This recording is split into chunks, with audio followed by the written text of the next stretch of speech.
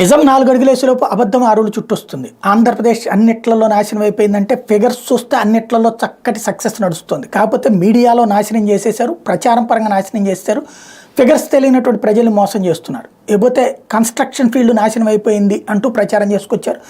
భవన నిర్మాణ కార్మికులు నేను ఇంతకుముందు కూడా చెప్పాను, 300 రూపాయలు తీసుకునే భవన నిర్మాణ కార్మికుడు ఇప్పుడు 700 తీసుకుంటే అది ఎట్ట నాశనం అవుతుంది, చక్కగా నడుస్తున్నాయి ఎక్కడికక్కడ అని. ఇంకా మనుషులు దొరక్క చేస్తున్నారు, బీహార్ వాళ్ళని తెచ్చుకుంటున్నాం అన్నటువంటిది కూడా.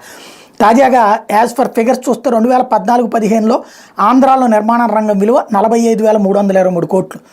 అది చంద్రబాబు గారు దిగిపోయే నాటికి 60,079 కోట్లకు పెరిగింది. అంటే 14,755 కోట్లు పెరిగింది.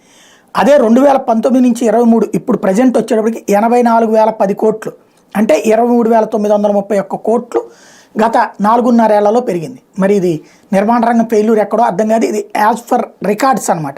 ఇప్పుడు మ్యానుఫ్యాక్చరింగ్ సెక్టర్ 2014-15లో చంద్రబాబు గారు వచ్చే నాటికి 84,531 కోట్లు, 2019 ఆయన దిగే నాటికి ఖచ్చితంగా పెరిగింది 84,120 కోట్లు, అంటే 5 ఏళ్లలో 29,588 కోట్లు పెరిగింది.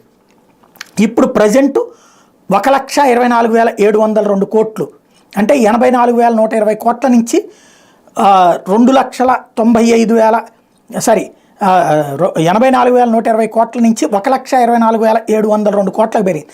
అంటే 4 ఏళ్లలో 39,462 కోట్లు పెరిగింది. అదే సందర్భంలో పరిశ్రమలకు పరంగా చూస్తే 14-15 నాటికి 1,24,282 కోట్ల రూపాయలు ఉంటే అప్పటికి 2019 నాటికి 1,88,600 కోట్లు, అంటే 5 ఏళ్లలో 64,319 కోట్ల ఆదాయం పెరిగింది పరిశ్రమలకి. ప్రజెంట్ చూస్తే 2,83,820 కోట్ల రూపాయలకు పెరిగింది, అంటే 95,220 కోట్లు. 2019 నాటికి 1,88,600 బాబు గారు దిగిపోయే నాటికి.